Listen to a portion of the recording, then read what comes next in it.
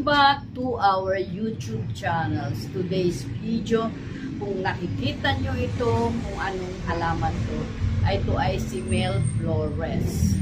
Ayan. Ngayon, unahin natin ang dalawang puno ito eh. Pero ito, nakita nyo nung bagong deliver ay buds, lahat ito buds. Ibig sabihin, hindi pa siya bumubuka. Ngayon, bumubuka na ng kaunti. Ayan, bumubuka na siya ng kaunti at nagbabago na ang kulay ng kanyang bulaklak. Dati green na green yan, ngayon ay mayroon na siyang lavender. Kasi pagka ito'y nag-bloom buo, nagiging lavender lahat ito.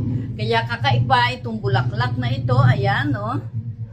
Nakita nyo? Lahat ng nasa baba niya ay nagiging lavender. Ayan, meron na siya, naka-lavender na yan. Ayan, ako. Ay, mabigat. Mabigat kasi lupa ang ano niya. At ayan pa. Ay, ito pa, oh, lavender. Pero itong isa na talagang medyo nag-bloom na, ito, oh, sana sa tabi ko. Ayan. Itong nag-bloom na talaga, pero hindi pa fully bloom. Hindi pa to fully bloom. Nakita nyo? Ang kulay na lumalabas sa kanya ay pink, tapos meron siyang lavender. I-ano natin, close up natin. Ito. Nakita nyo, may pink and lavender. Pero yung hindi pa nag-bloom ay medyo green pa. Nakita nyo yung itong isang ito na hindi pa siya naka-bloom maigi. Ito hindi pa rin siya bloom. Pero ito ay nakakatuwa dahil matagal ang kanyang paglabas ng talagang tunay na kulay niya.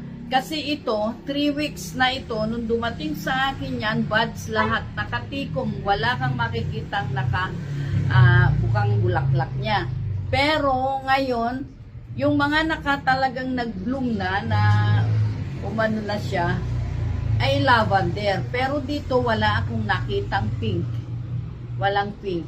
Pero dito, marami akong nakitang pink. Nakita nyo, oh. Pink. Pero may lavender siya. Siguro ganon, pagka bumuka siya is lavender. And then, kung talagang ano na siya, mag-bloom na talaga, nag-iiba ang bulaklak, nagiging pink. Ang ganda niya, di ba? Ito yung kinatawag nating halaman na Mel Flores. Mel Flores. At makikita nyo, ito, mga medyo, ang kanyang puno ay talagang kakaiba dahil ang dahon pa ganon, walang dahon dito sa itaas, ano doon ang dahon, ayan o, kakaunti ang dahon, tapos bulaklak na. Ito namang isa, ganyan, pero nakakatuwa,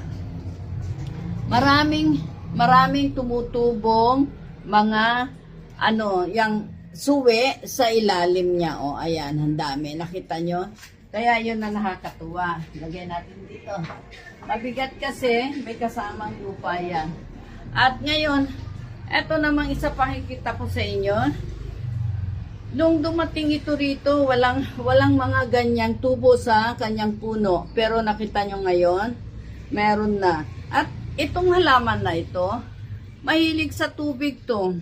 Kasi hindi mo lang madiligan, nagiging nagdadry yung kanyang ayan.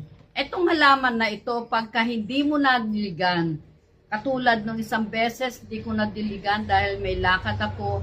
Bali, 2 days bago ako magdilig, ang nakita nyo, yung kanyang bulaklak, yung kanyang dahon, nakalupaypay na or parang na na siya, natutuyo o kaya yung nalalanta.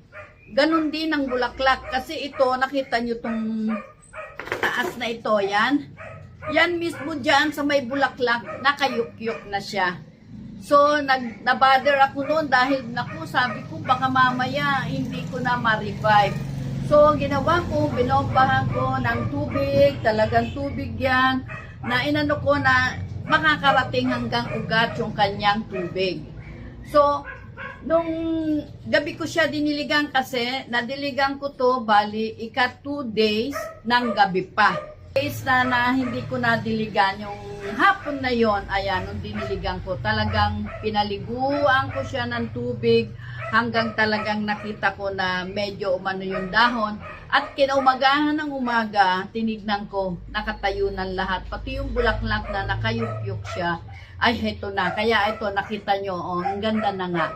Ang ganda na ng kanyang bulaklak at talagang bumuka na at meron na siyang kakaibang kulay, hindi lang kulay berde.